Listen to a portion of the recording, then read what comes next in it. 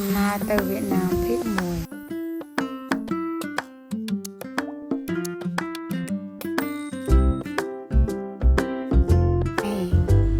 ចឹងហើយគេបាយចិត្តវិញហើយងំបានទៅវេទនាណាលោកអើយ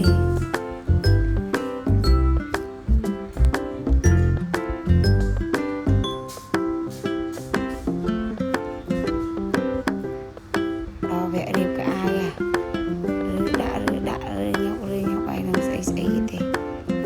បងទៀតទៅកាយញុកហើយ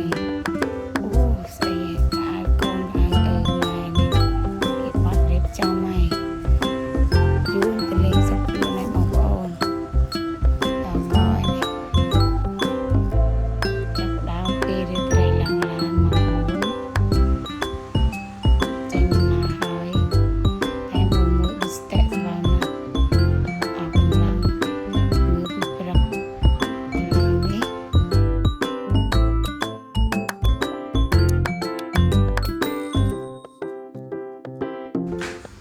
ឥឡូវចាប់